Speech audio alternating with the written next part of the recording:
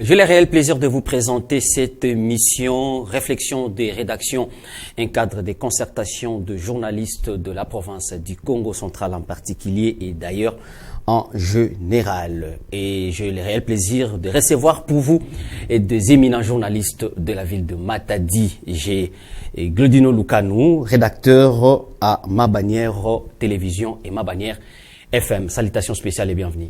Salut Pacifique Mwanda, salut chers confrères ici présents avec moi. Je salue également nos téléspectateurs et auditeurs qui nous suivent de partout dans la province du Congo central. La représentation féminine a été respectée. Nous avons une dame dans cette émission. Il s'agit donc de Fallon Kenge, rédactrice à Ma Bannière Télévision et Ma Bannière FM. Salutations spéciales et bienvenue. Merci. Salut à toi Pacifique, salut à Roger Missamou et à Glodino, mais aussi à tous nos téléspectateurs. Merci d'avoir tenu de cette représentativité de la femme. Merci bien. Et à côté de Madame Fallon, nous avons Roger Missamou, journaliste indépendant et directeur général du média en ligne Alain Congo. Salutations spéciales, Monsieur Roger Missamou. Bonjour, confrère Pacifique Mwanda. Je salue également les deux confrères, Fallon Kenge et Glodino Lukanou, avec qui nous allons échanger. Et je dis merci également à tous les téléspectateurs, tout en les saluant. J'ai la joie de retrouver ce plateau qui m'a beaucoup manqué depuis quelques mois. Soyez la bienvenue. Merci. Ok. Voilà, avant, ça c'était la première étape, c'était juste les castings. Et avant de vous présenter les thématiques qui seront débattues au cours de cette émission, j'aimerais vous présenter l'équipe technique. Il s'agit de Ronsar Kondé et Logos Mabeno. Ils sont derrière les caméras et à la régie finale, nous avons les concours techniques de Clovis Solo et Gomez Tamba. Encore une fois de plus, salutations à toutes et à tous.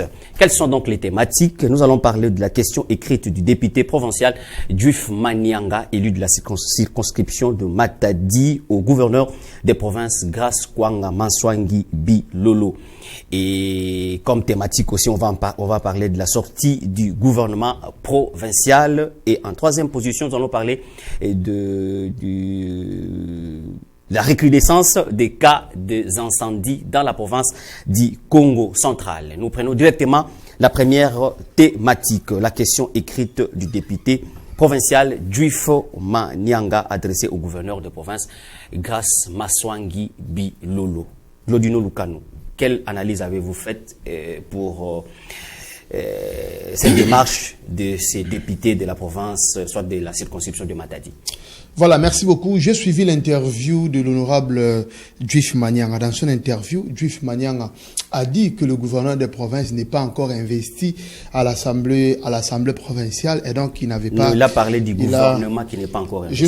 J'ai suivi l'interview, j'ai la vidéo avec moi, où il a parlé de l'investiture du gouverneur des provinces. À partir de là, déjà, moi personnellement, j'ai compris qu'il y avait certaines notions élémentaires qui faisaient problème dans la question écrite adressée au gouverneur des provinces. En vertu de l'article 198 de la Constitution, Pacifique Mwanda, qui stipule que le gouverneur et le vice-gouverneur sont investis sur ordonnance présidentielle. D'autant plus qu'ils ont réussi leur ordonnance présidentielle. Ils ont été investis par le président de la République. Et donc, dès lors qu'ils sont investis, quand le gouverneur est investi, il a le plein pouvoir de pouvoir nommer.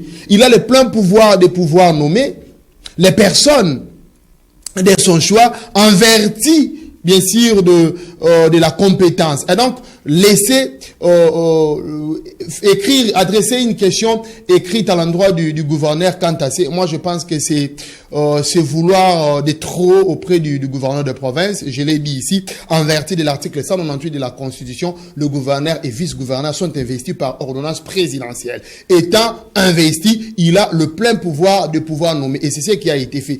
Quant à la question, puisque dans cette question écrite, il y a une question qui a été réservée au gouverneur de province, disant est-ce qu'il a la nomination a réussi l'avis favorable du ministre de Finances. Moi, j'ai dit hier, pas trop longtemps, que le ministre faisant l'intérim à la finance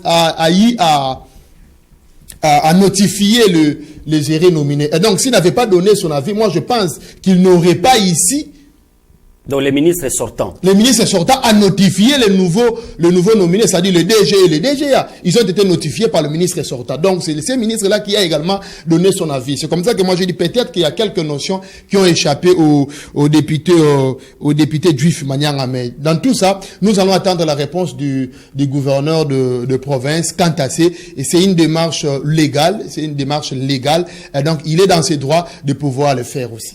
Merci Glodino Lukanou. Roger Missamou, et comment avez-vous appris cette démarche du député provincial juif Manyanga? Merci confrère pour la parole. Premièrement, je pense que c'est son droit le plus légitime étant député provincial, puisque c'est une initiative parlementaire. Et un député national ou un député provincial agit par ces initiatives parlementaires. Nous connaissons questions orales avec débat, questions écrites, motion d'information, motion de censure, motion de défiance et ainsi de suite. Donc, il agissait en ce moment-là avec son pouvoir le plus légitime étant député provincial. Mais s'il faut réfléchir en fond, je pense que cette initiative, cette question écrite ne valait pas la peine. Parce que je vous rappelle que nous sommes d'abord au début de la législature et en ce moment ici nous sommes en vacances parlementaires. Les élus du peuple sont en vacances parlementaires et donc vouloir solliciter les réponses du gouverneur de province sur une question qui était encore d'actualité et une matière urgente, c'est peut-être beaucoup plus aggraver la situation ou peut-être chercher un mauvais départ pour la cohésion provinciale. Je l'ai dit pourquoi, il avait le temps, il pouvait peut-être faire certaines observations. Vous savez, en dehors de ce que la loi nous donne, nous avons aussi nos pratiques à nous, peut-être pour faire remarquer certaines choses, que ça ne va pas, ici ça marche. Et nous pouvons évoluer avec cette compréhension, avec cette notion des choses, ça va nous faciliter la tâche. Je lui dis pourquoi. Vous avez parlé tout à l'heure de la publication du gouvernement. Dans sa motivation, il dit que le gouvernement provincial n'a pas encore été investi. Et donc, il ne pouvait pas nommer. Il ne pouvait pas nommer selon le député provincial. Bon, ça, c'est lui qui l'a dit, c'est sa motivation. Et sans pourtant rencontrer, puisque je n'ai pas fait un débat contradictoire avec lui, à rencontrer ses arguments, je pense que c'est une démarche qui tombera caduque dans quelques jours. Pourquoi je l'ai dit? Le gouvernement provincial, n'est-ce pas, a été rendu public hier soir, le vendredi dans la nuit. Et donc déjà, les éléments qu'il reprochait au gouverneur, si cela semblait être vrai, seront déjà couverts. Puisqu'il y a maintenant un gouvernement qui sera d'un moment à l'autre investi, alors que sa question écrite là ne sera pas répondue aujourd'hui. Pourquoi? Nous sommes en vacances. Pour que les députés viennent à l'hémicycle, il faut qu'il y ait convocation d'une session extraordinaire. Et le président de l'Assemblée provinciale ne convoquera pas une session extraordinaire uniquement pour cette question-là. Le président va convoquer, ça c'est sûr, une session extraordinaire uniquement pour investir le gouvernement. Et après l'investiture du gouvernement, cette session extraordinaire sera close. Et donc on reviendra au mois de septembre pour nous dire que il faut répondre à cette question alors que cette matière sera déjà vidée de toute substance. Ça, c'est ma réflexion. Ouais, mais Roger Missamou, lui, il a dit qu'il n'a pas... En fait, le gouverneur ne va pas répondre aux députés. Donc, il n'y aura pas une plénière spéciale pour sa réponse parce qu'il s'agit d'une question écrite. Donc, le gouverneur va aussi écrire dès lors que la correspondance lui sera transmise par les bureaux et c'est le gouverneur qui va répondre aussi par écrit. Oui, même par écrit, mais il peut y arriver que le gouvernement soit investi avant même que l'échéance que le règlement intérieur accorde au gouverneur ne puisse s'épuiser. Merci, Madame Fallon Kengi. Voilà, je commence par féliciter l'éveil d'esprit du député provincial Juif Manyanga parce que le mandat d'un député national ou provincial, ce n'est pas seulement représenter sa population, mais aussi suivre de près le fonctionnement de l'exécutif national ou provincial. Donc, il est dans ses droits. Ce qu'il a fait déjà, il a respecté parce que j'ai lu sa question écrite, il a dit que lorsque les parlementaires sont en vacances, ils doivent adresser une question écrite. Donc, il était dans ses droits de pouvoir adresser cette question. Mais en analysant, moi, dans mes analyses, j'ai trouvé que quelque part, il a parlé... S'il vous plaît, madame, quand vous avez analysé sa correspondance, c'est-à-dire, il a dit, d'autant plus qu'ils sont en vacances, c'est impossible, pas impossible, mais c'est difficile pour faire venir les gouverneurs. C'est pourquoi il a opté pour une question écrite. Une question écrite, parce que selon les règlements de l'Assemblée provinciale du Congo central, on ne peut pas adresser une question orale pendant les vacances parlementaires. C'est comme ça qu'il a agi de la sorte. Mais dans mes analyses, je trouvais que quelque part, il s'est appuyé, il a dit l'arrêté du gouverneur a porté sur le fonctionnement d'un gouvernement lequel n'était pas encore nommé et investi. J'ai suivi plusieurs analyses ailleurs, tout comme dans les réseaux sociaux, des gens parlent de l'investissement du gouverneur par l'Assemblée provinciale. Or, le député a parlé de l'investissement du gouvernement. L'investiture. L'investiture plutôt, l'investiture du gouvernement provincial. Alors, à cette question, je trouve qu'à ce sujet, il avait quand même raison, parce que selon lui, le fonctionnement, les DG de la DGRKC devraient travailler en tenant compte d'un programme du gouvernement. J'ai seulement comment je peux dire, quelques points négatifs par rapport à sa question, parce qu'il n'y a pas eu des références des textes légaux.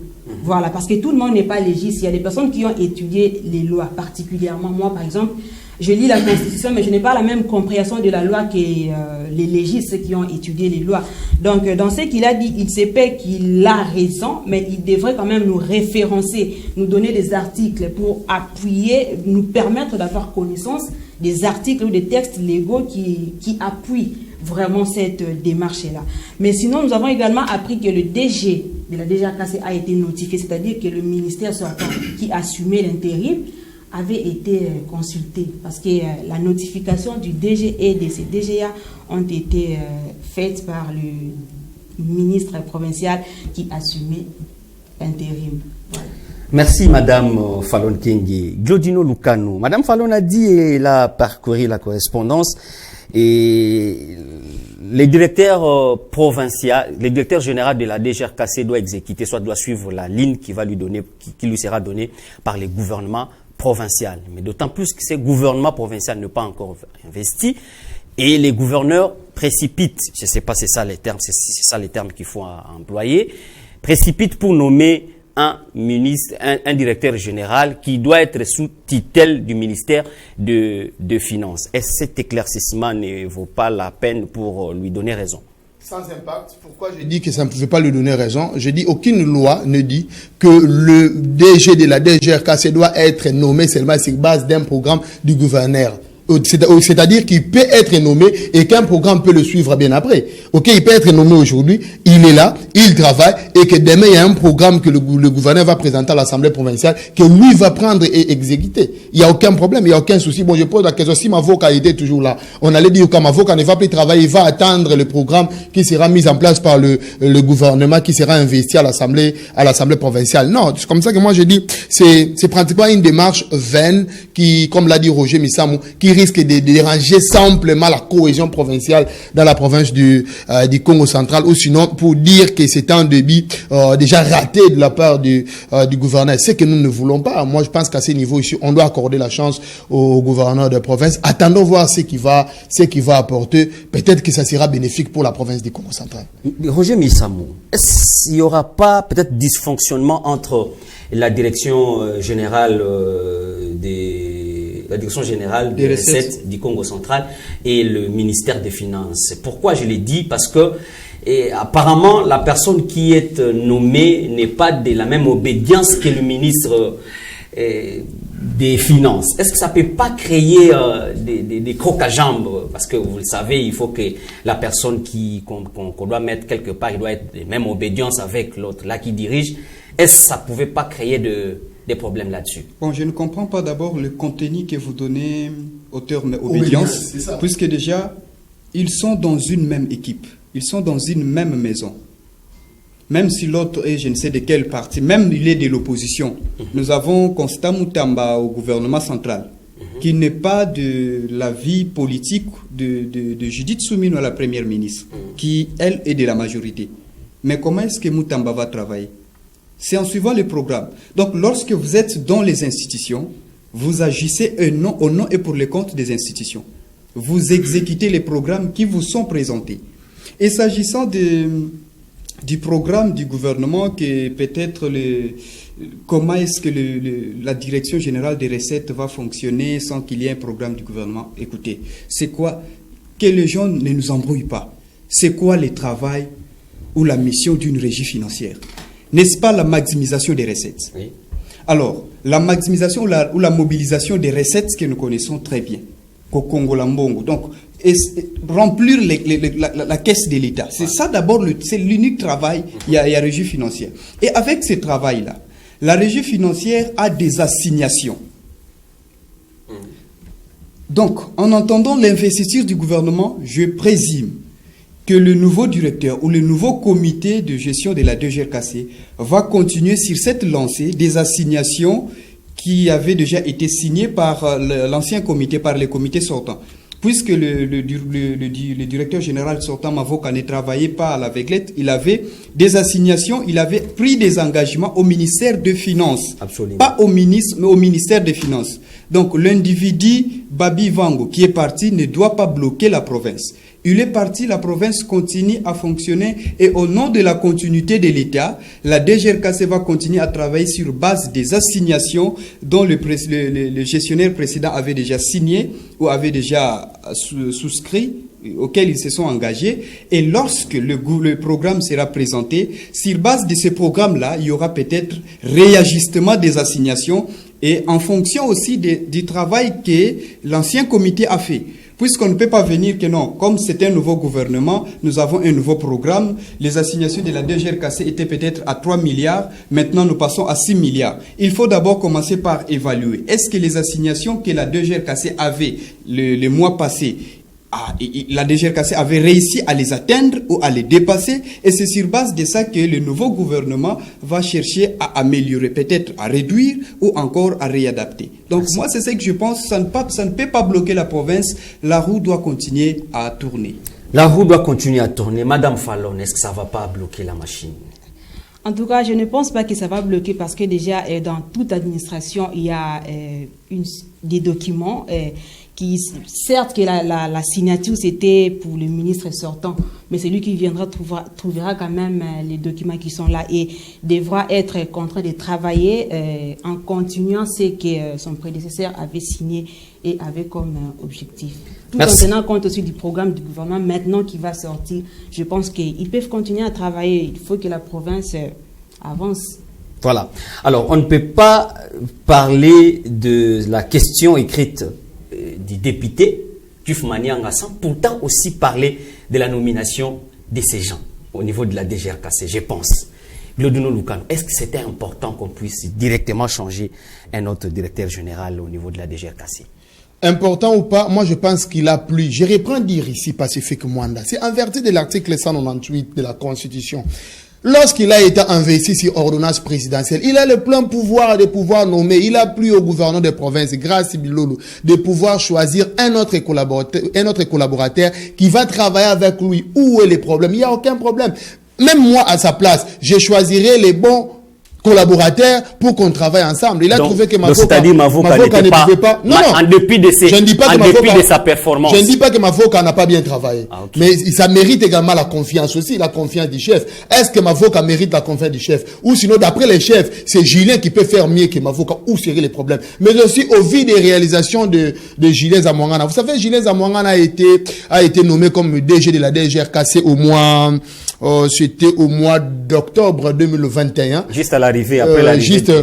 Juste à l'arrivée de Justin Lema comme gouverneur intérimaire. Et il a fait pratiquement moins d'une année. En moins d'une année, il a ramené les recettes de la DGRKC de 3 millions de francs congolais à 6 millions. 3 millions. Je parle de 3 milliards. 3 milliards de francs congolais à 6 milliards. OK? Et donc, ce sont des assignations, ce sont des recettes que lui a eu à réaliser. Il a même facilité les conditions de travail à certains agents, puisqu'il y avait des services qui n'avaient pas de locaux. Aujourd'hui, Julien Zamwanga avait laissé avec des locaux. Il a même débuté des processus pour que la DGRKC ait également d'autres bâtiments propres à lui. Et donc, moi, je pense qu'il a eu également à laisser ses empreintes durant les 7 mois ou 10 mois qu'il a eu à passer à la tête de la DGRKC. Et c'est lui qui a été inauguré par... C'est lui qui a été inauguré par ce qui est encore l'ancien gouverneur, Atou Matouboua. Je parle d'autres bâtiments. Je n'ai pas dit un bâtiment propre. Je parle d'autres bâtiments. Merci beaucoup. Et donc, moi, je pense que si aujourd'hui, qu'il a plu au gouverneur de province de remettre Julien Zamwanga à la tête de la DGRKC, ça dérange, ça ne viole pas la loi, ça dérange personne. Et je pense qu'il pourrait encore mieux faire qu'avant. Merci, Glodino Lukanou. Roger Missamou, est-ce que c'était important, du coup, aussitôt investi, il faut changer le directeur général de la DGRKC? C'était opportun. C'était opportun de bouger certaines choses. Pourquoi? Parce que nous sommes en politique. D'abord, le gouverneur n'a pas à se justifier et à dévoiler certains secrets d'État.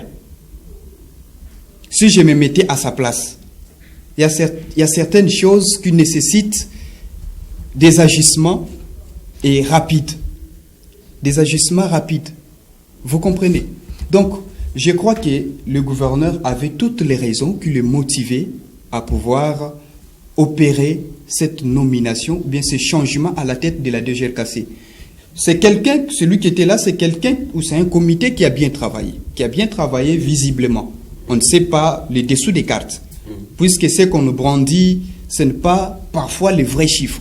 Mais c'est l'Assemblée provinciale qui a publié ça. Oui, ce qu'on nous brandit, ce n'est pas parfois les vrais chiffres. Nous pouvons quand même... Peut-être que l'Assemblée provinciale, c'est une source crédible. Nous pouvons quand même le féliciter pour le travail abattu, mais le régime est tombé et ils n'ont qu'à partir. On ne peut pas faire des problèmes lorsqu'on vous fait partir. Le régime part, vous partez. Les autres viennent et ceux qui viennent doivent s'associer avec des personnes de confiance, des personnes dont ils ont les maîtrises. Donc vous comprenez. Je pense que le gouverneur Bilolo a la confiance, a placé sa confiance envers M. Julien Zamwanga et il n'a qu'à travailler. Qu'on ne nous dise pas qu'il fallait d'abord laisser Mavoka là-bas. Pourquoi? Il a déjà fait son temps, il n'a qu'à partir, comme Guibando est parti, c'est tout comme aussi lui, Julien partira et Bilolo partira, les autres viendront. Donc nous devons nous habituer à cet exercice-là. Merci, Roger Missan. Madame Fallon, vous partagez le même avis avec les autres? En tout cas, ne connaissant pas trop le profil des deux personnes nominées à cette institution, je préfère m'abstenir. Mais je pense que le gouverneur a, ensemble avec le ministre des Finances sortant, ont fait un beau choix. Parce qu'il est le garant de la province du Congo central. Je pense que ces choix, on peut donner la chance à ces tickets total à l'Olenge Bakosali là. Voilà. Voilà, la dernière question, c'est une question ouverte. Je ne sais pas qui va commencer à répondre en premier. Pourquoi seulement cette routine, cette façon de faire? Dès qu'il y a un autre gouverneur, automatiquement on change, on touche à la DGRKC. Automatiquement on touche à la DGRKC. C'est une bonne façon de travailler en dépit des performances des autres, parce qu'il y a une nouvelle autorité à la tête de la province. Il faut enlever les autres. Glodino Lukanou. Voilà, je savais que la question était adressée à moi puisque tu me regardais. J'ai senti un silence. J'ai senti un silence. Voilà, merci beaucoup. Je l'ai dit ici tantôt, Pacifique Mwanda. Une autorité n'a pas à se justifier après avoir nommé quelqu'un dans un poste. S'il y a cela s'est succédé, Atou Matouboua est parti, le DG de la DGRKC également est parti, Justin Lumba vient, il nomme Julien Zamwanga, Justin part, Julien également part, Guy Bandou vient, il nomme Mavoka à la tête, Guy Bandou part, également Mavoka part, Julien revient avec Grâce Bleu. Moi je pense que ça émane également de la confiance, mais aussi de la connaissance, du savoir-faire d'une autre personne. Moi aujourd'hui, je l'ai dit, moi aujourd'hui directeur des programmes de ma bannière télévision, on me dit dans le secteur de sport par exemple, qu'il faudrait trouver une personne. C'est simple, je sais que Riva qui était là, Jamsi était là, c'est son thé qui les faisait. Je fais quoi? Je fais appel à ceux-là qui le savent bien. Et non faire confiance à celui qui est là, dont je ne maîtrise pas la situation réelle. Fallon ici n'a pas voulu parler de Mavoka ou de Julien Zamwanga. C'est parce qu'il ne maîtrise pas leur profil. Donc Fallon, une fois gouverneur, ne placera pas sa confiance à Julien Zamwanga. Mais Gas Bilolo il était vice-gouverneur. Peut-être qu'il n'a pas été séduit par les savoir-faire de Mavoka. Et c'est ce qui est normal. Ou sinon, les savoir-faire de Mavoka l'appliquent, mais il a trouvé que Julien peut faire mieux que Mavoka. Merci. Il n'y a aucun problème. Roger Missam, la même question. J'avais dit que c'était une question ouverte. Pourquoi seulement cette façon de faire? Dès qu'il y a un autre gouverneur, on arrête tout, il faut qu'il y ait une autre personne à la tête de la DGRKC. Confrères, nous ignorons certaines choses. Pourquoi les gens n'ont pas parlé de garde du corps? Pourquoi les gens ne disent pas qu'à chaque fois qu'il y a un nouveau gouverneur, le gouverneur se fait l'élix d'aller chercher de nouveaux gardes du corps? Pourquoi? C'est la confiance. C'est la confiance, et la DGRKC, c'est le poumon de la province sur le plan financier. Et donc, il est vraiment important et très important de s'assurer que les finances de la province sont confiées entre les mains d'une personne d'abord de confiance et envers qui vous avez la maîtrise. Bien, Fallon Kengi, pour terminer avec cette thématique. Voilà, avec la politique du Congo déjà, on ne sait pas... Bon, je ne peux pas seulement parler de la politique du Congo. Au Congo, le gouverneur avait ses raisons. Tu sais, avec le gouvernement sortant, peut-être qu'il avait ses raisons de nominer la personne qui était là, connaissant ses compétences, connaissant ses qualités. Et avec un nouveau gouvernement, certainement avec le choix apporté par le nouveau gouverneur, il connaît aussi ce que ces dénominés peuvent apporter et dans la finance de la province. Donc, on ne peut pas nous contrecarrer à sa décision. Donc, certainement qu'il avait lu les profils de ces deux personnes, qui sont des personnes qui correspondent. Vous l'avez dit, il avait été vice-gouverneur, donc certainement, à Yébimo, ma compétence, topé, moi, ma coquille, Batouana, il sait ce qu'ils peuvent apporter dans la finance de la province du Congo central. Changeons complètement de chapitre. On va prendre la deuxième thématique. Il s'agit donc de la sortie du gouvernement provincial. Glodino Lukanu, l'ossature du gouvernement. Soit d'abord la sortie du gouvernement, et quelles sont vos appréciations, ou qu'est-ce que vous n'avez pas aimé? Moi, je pense que jusque-là, c'est un gouvernement qui a été publié. C'est un gouvernement qui a été publié. J'ai parlé tantôt ici de la confiance. Et donc, le gouverneur, Grace Biloulou également, a fait confiance à ces 10 personnes originaires du Congo central qui vont travailler pour l'intérêt de la province du Congo central. À cet instant, moi, je pense qu'on a constaté la publication du gouvernement, leur nomination. Il reste le travail. Place au travail. C'est à partir de ce travail qu'on pourra juger est-ce un gouvernement qui a apporté quelque chose ou pas. À cet instant, on n'a que constaté la nomination de membres du gouvernement avec la majorité presque de nouvelles figures qui n'ont pas fait partie de l'ancien gouvernement. Et donc, moi, je pense que nous attendons le travail qu'ils vont apporter. Roger Missamou, quelle analyse avez-vous faite par rapport à la sortie du gouvernement en termes des appréciations, sinon ce que vous n'avez pas aimé, et juste aussitôt la sortie de ces gouvernements provinciaux? Oui, bon, d'abord, moi je suis optimiste. Dire qu'il y a des éléments que je n'ai pas aimés, c'est trop dire, mais il y a des petites choses qui ont peut-être lésé les uns et les autres parce qu'il y a des réactions que nous essayons un peu de recueillir à travers la province au sujet, bien entendu, de la composition de ce gouvernement qui a effectivement du ministre. D'abord, je salue le gouverneur pour avoir été aussi légaliste. À Kinshasa, vous le savez, tout comme dans le Haut-Katanga, l'investiture de 2 gouvernements avait été bloquée parce qu'ils sont allés au-delà de ce qui a été fixé par la loi fondamentale, la Constitution de la République démocratique du Congo, et sont allés jusqu'à 10 commissaires après les 10 ministres. Mais le nôtre est resté dans la logique de la loi avec 10 ministres seulement. Et aujourd'hui, c'est une fierté parce que les amis de Kinshasa peuvent dire que Daniel Bumba, pourquoi tu n'as pas fait comme ton ami du Congo central? Donc là, déjà, je peux féliciter les gouverneurs pour ce qu'il a fait. Mais au regard de réactions qui essaient un peu de pleuvoir de partout, concernant la composition de ces gouvernements, il y a la faible représentation de la femme. C'est parmi les éléments qui sont notés, puisque sur les 10 ministres, nous avons une seule femme. Nous avons une seule femme, c'est Madame Carole Kiatazabou, la petite fille de Moutaka Savoubou qui est revenue, qui était également ministre sous Guy Bandou.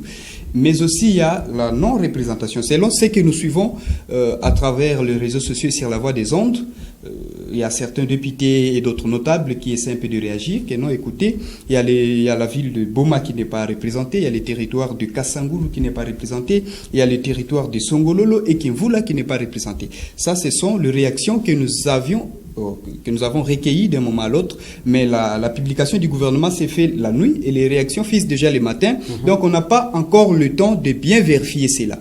Mais si cela s'avère vrai, alors je ne peux pas donner à 100% raison à ceux qui réagissent. D'abord, ils ont raison puisque la loi sur la libre administration des provinces insiste sur la représentation des territoires, la représentation provinciale. Nous avons 10 territoires. L'idéal est que chaque territoire ait un ministre. Oui.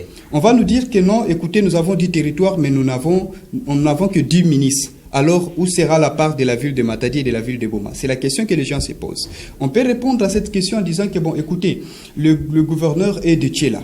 Comme le gouverneur est de Tchéla, nous pouvons dire que le territoire de Tchéla est suffisamment représenté. Oui. Ça ne valait pas la peine de chercher encore un autre ministre pour le Tchéla. Et on peut prendre également l'Ouosi. L'Ouosi, qui n'a pas un membre au gouvernement. Mais au vu... Non, je prends l'exemple. Si l'Ouosi n'avait pas un membre au niveau du gouvernement, on pouvait aussi l'admettre. Je suis de l'Ouosi, que les amis de là ne puissent pas me traiter, je ne sais. On pouvait l'admettre. Pourquoi? Parce que l'Ouosi a la première institution provinciale. Okay. Donc, l'Ouosi, dans la prise de décision, ne peut pas être écarté. Nous avons également Mbanzangungu, nous avons le vice-gouverneur qui est de là. Ouais. Donc, Mbanzangungu également pouvait se dire que, bon, dans la composition de l'équipe gouvernementale, je me mets de côté pour satisfaire d'autres territoires et villes parce que moi, je suis suffisamment représenté. Okay. Et là, c'est un petit calcul qui pouvait peut-être nous amener à éviter les frustrations de part et d'autre. Mais qu'à cela ne tienne, l'œuvre humaine ne manque pas toujours des imperfections, et à cela s'ajoutent les contraintes politiques, puisque nous sommes dans un contexte éminemment politique qu'il faut comprendre. Même au niveau... Laissez-moi réfléchir. Non, c'est une question des relances. Okay. Il faut briser la loi pour satisfaire les autres par rapport aux contraintes politiques? Je ne l'ai pas dit, mais okay. Il y a des contraintes politiques qui font parfois à ce qu'on ne suive pas la logique du protocole. Ça arrive. Nous l'avions connu au gouvernement central, avec la province du Lomami qui n'est pas représentée jusque-là dans le gouvernement. Et nous sommes tous informés. Il y a des députés qui avaient voulu bloquer, que non, écoutez, on ne va pas investir ce gouvernement parce qu'il y a telle province qui n'est pas respectée et du coup, les lois de la République sont violées. Mais au nom de l'unité, au nom de l'intérêt supérieur de la nation, ces députés ont accepté d'investir ce gouvernement, d'accompagner ce gouvernement de manière que le peuple puisse retrouver son sourire. Et donc, c'est ce que je demanderai aussi à ceux qui se sentent frustrés au Congo central, que nous sommes au début du quinquennat du nouveau gouverneur. Si cela est arrivé, on n'a pas à les contraindre de refaire son arrêté, on n'a qu'à les soutenir en les prodiguant des conseils et à l'accompagner. Merci Roger Missamou. Madame Fallon Kengi. Voilà, nous commençons par saluer d'abord la sortie de ces gouvernements parce que c'était vraiment attendu par la population du Congo central qui s'impatience de voir comment ce nouveau gouvernement va diriger la province, quelles sont les innovations pour l'émergence de notre province du Congo central. Mais tout comme mon prédécesseur l'a dit, nous avons également recueilli quelques réactions au sein de la population, notamment ce qu'il a dit, l'absence du territoire de Songololo Kimvula ainsi que du Kassangoulou dans ces gouvernements provinciaux. Mais tout ce qu'il a dit, en tout cas, je donne raison. Moi, je n'avais pas ces arguments, mais j'ai compris que, en tout cas, tous est représenté, tout le monde est représenté. Il y a aussi le non-respect du quota des 30%. Vous avez compris que tout le monde est représenté? Oui. Pas dans les gouvernements. Je ne parle pas. Je ne parle pas de la représentation dans le gouvernement, mais quand même, c'est notre province à nous tous. Ah, okay. Tu peux ne pas te retrouver dans le gouvernement, mais quand même, nous sommes tous représentés d'une manière ou d'une autre. Donc, je donne raison à mon prédécesseur. C'est pourquoi j'ai renchéri pour dire que j'ai aussi constaté le non-respect du quota de 30% de la représentativité de la femme. Surtout que vous êtes une dame. Vous savez que cette province a des femmes compétentes. Moi, j'en suis témoin parce que je participe à beaucoup d'activités qui parlent de la femme, de la jeune fille dans cette province. Et si il faut seulement parler de la femme, je vois aussi des jeunes filles qui essayent de grandir, d'émerger et dans plusieurs domaines de la vie. Donc ça, j'ai vraiment déploré qu'il n'y a qu'une seule femme. Mais Madame toutes ces femmes ne sont pas dans la sphère politique, là, la majorité. Les femmes, vous êtes trop réticentes. Toutes ces femmes ne sont pas dans la sphère politique, mais Madame Carole Katazabou, avant d'en arriver là, elle était aussi quelque part. D'abord, il faut donner la chance de découvrir quelqu'un. Vous savez, aujourd'hui, on parle de Carole Katazabou, c'est parce qu'on avait donné une chance de devenir, mais elle venait de quelque part. Aujourd'hui, dans la société civile, en province du Congo central, il y a beaucoup de femmes qui émergent. Il y a dans l'économie, je connais beaucoup de femmes qui émergent, qui forment des jeunes filles, voire des jeunes garçons, qui forment la jeunesse sur l'entrepreneuriat, sur comment entreprendre. Il y a beaucoup de femmes compétentes dans la province du Congo central. Alors, selon vous, qu'est-ce qui fait que les femmes du Congo central aujourd'hui, qu'elles soient oubliées, si on peut dire dans ce sens-là aujourd'hui, il n'y a qu'une seule femme qui représente, évidemment, permettez-moi la tautologie, les dames dans le gouvernement Bilolo. Voilà, moi je pense que j'ai l'information parce que je côtoie ces femmes. Je mène des activités avec ces femmes, pas dans les termes de la presse ou encore des médias, mais je connais ces femmes parce que on passe des moments ensemble et tout. Et j'ai constaté que la femme du Congo, les femmes leaders d'ici ne sont pas habituées de la presse, ne sont pas habituées des médias au fait. Elles mènent des activités, elles mènent des actions, mais qui ne sont pas vraiment connues par la population. De façon sourdine. Voilà, qui ne sont pas vraiment connues par la population, tout comme par les autorités, peut-être la population, parce qu'elles sont sur le terrain, elles sensibilisent parfois, mais une grande partie de la population ignore ces actions-là. Pourquoi? Parce qu'elles ne sont pas ouvertes à la presse, mais aussi elles n'approchent pas trop les médias. Les médias, vous savez, c'est la quatrième pouvoir. Vous savez, les médias ont une puissance. Donc, si vous voulez vous faire connaître, je pense que le mieux à faire, c'est en dehors des activités que vous pouvez mener, il faut également être ouvert aux médias ou encore à la presse. C'est ce que je reproche à ces femmes. Donc, il faudrait vraiment rendre visibles vos actions afin de vous donner une chance de participer dans les instances de prise de décision de notre province. Merci. Glodino Lukanou, Roger Missamou a relevé beaucoup de points, c'est-à-dire il y a beaucoup de territoires qui ne sont pas représentés, mais au nom de l'unité Congo, on peut accepter, mais là c'est une recommandation, ou soit c'est la demande de Roger Missamou, mais est-ce que ces frustrations ne vont pas créer des tombeaux ou soit ça va pas créer des crocs à jambes pour le nouveau gouverneur? Je l'ai dit au début ici, les gens qui sont nommés dans le gouvernement des Grâce Bilolo, ils sont tous originaires du Congo central. Et donc, ils vont travailler pour l'intérêt du Congo central. Ça va pas créer des couacs à jambes, ça va pas créer des frustrations. Moi, je pense qu'on doit être unis au nom de l'unité et au nom de l'intérêt général. Accordons cette chance à ceux qui sont là. Peut-être que, comme l'a dit Roger Bissamou, dans d'autres territoires où on n'a pas trouvé de ministre, ils représentent peut-être, ou sinon ils travaillent au nom de la province autrement. Peut-être qu'ils sont dans des cabinets. Vous savez qu'il y a également le cabinet du gouverneur qui a été nommé hier. Et donc, ils sont là à tous. Nous allons travailler. Et peut-être qu'il y aura remaniement demain, qu'allons-nous dire. Donc, travaillons, soyons unis, accordons la chance à ces gouvernements. C'est vrai que d'autres coins ne sont pas représentés comme ils le disent, si c'est vrai, mais car cela ne tienne. Soyons unis. Accordons cette chance aux membres du gouvernement qui ont été nommés. C'est pour l'intérêt général, comme l'a dit Roger Bissamou. Vous avez un nouveau ministre, soit une nouvelle ministre. Je parle de la ministre de la Communication, Carole Katazabou. Je n'ai pas massacré le nom. Hein. Katazabou. Les choix. Comment trouvez-vous ces choix? Parce qu'il s'agit de la presse, du média. Bon, je me pose seulement la question, est-ce que Mme Carole Katazabou maîtrise quelque chose de la presse? Est-ce qu'il maîtrise quelque chose de la communication? Je ne sais pas, difficile pour moi de pouvoir répondre à cette question. Il faudrait fouiner à ces moments ici sur son profil. Mais déjà, moi je pense que c'est pas un choix qui c'est pas un choix évident, d'autant plus que nous doutons tellement d'elle qu'elle puisse avoir des notions nécessaires, élémentaires sur le plan communicationnel. Déjà elle-même, elle fit ministre provincial de la communication et j'ai déjà également, si je m'abuse pas, communication et puis, non, éducation et puis genre famille et enfants, si je m'abuse pas, comment elle était en train de communiquer, quelle est la place qu'elle a donnée quelle est la place qu'elle a donnée ce secteur des communications. Donc là également, ce sont des questions qui me taraudent en tête, mais voyons voir ce qu'elle va donner comme travail. Roger Missam. De chercher d'ailleurs son profil ici, mais je suis tombé tout d'abord dans le gouvernement, le gouvernement qui a été publié. La question que vous avez posée, c'est une question essentielle, mais je vais vous répondre tout en étant réaliste. Nous allons d'abord rappeler les portefeuilles qui sont confiés à la dame, ou bien à chaque deux ministres.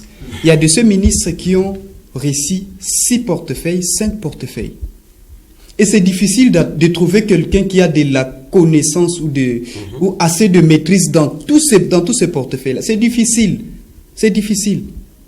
Mais comment est-ce que ce ministre fonctionne?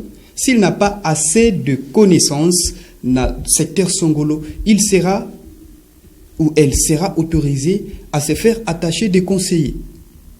Et donc, c'est dans la sélection de membres du cabinet qu'il doit y avoir, qu'on doit sentir maintenant la rigueur. Vous êtes de la communication, il faut que vous ayez un conseiller en communication qui maîtrise le rouage de la communication. Et c'est donc, cette personne-là sera la personne ressource pour notre ministre. Mais contraindre le gouverneur à nommer quelqu'un qui a nécessairement des connaissances de la communication, ça sera difficile. C'est vrai qu'il faut un médecin pour la santé, il faut un ingénieur pour les ITPR, c'est toujours comme ça, il faut un économiste au niveau des finances, oui, mais c'est difficile de satisfaire tous ces secteurs-là. Sinon, le gouverneur allait se retrouver avec 50 ministres pour satisfaire tous ces portefeuilles-là. C'est un peu difficile, donc essayons un peu de l'accompagner. Il faut formuler des remarques, il faut l'approcher, il faut l'accompagner, mais je pense que l'est intellectuelle et elle peut faire quelque chose de mieux. Il y a les moyens aussi qui comptent. Il faut qu'elle ait les moyens de sa politique. S'il n'y a pas les moyens, elle sera là, elle peut bien avoir la connaissance, ça sera pour rien.